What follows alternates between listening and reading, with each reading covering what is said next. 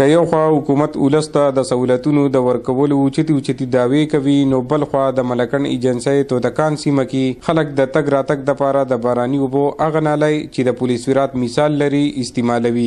دا نالی د 2 کلو ترمنځ په یوه خوړګۍ جوړه ده. د 2 کلو خلک د یو بل سره په دې نالی د تګ راتګ رابطه کوي. د سکول ماشومان نارینه او زنانه په دې نالی ګزران کوي. د دغه ځای د خلکو وینا ده چې اکثر د دې نه د راغورځېدو پیښې هم مخې ته راغلي دي، خو ولې بیا هم خلک بلې لارې نه لرلو په سبب د دې لار محتاج دي.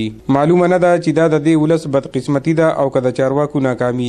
په دې اړه د علاقې ولس د حکومتي چارواکو نه په ټینګه غوښتنه کوي چې د دې په ځای دې یو پل جوړ کړی شي چې په راپېښو ستونزو کې کموت راشي. څو پرې الیکشن وشوې، زما تقریبا 32-33 سال عمر دی. دا پل په دې ځای باندې جوړ دی او د اریګیشن یو چینل دی. په دې د پاسه د خلک تګ راتګ کې دنیا خلک ته ولیده، ماشومان، زنانه، واړه، قسمه قسم خلک په دې باندې ځي او ډېر خلک ته ولیده او خوښ شوه.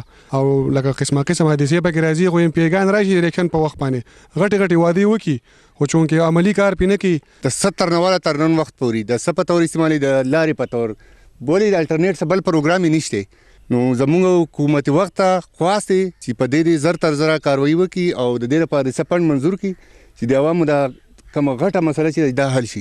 دا پل چې دی د غونډۍ او د توتکان د دې غټه رشته د ډېر ټوله لکه علاقه چې ده نو لکه په دې پل باندې تګ راتګ دی. زموږ د مخې 2-3 جنګۍ ما په خپله باندې لکه هسپتال جوړه دی، سکول چوټي چې وشي ماشومان 2-3 ماشومان دې پل نه ولیدلې دي.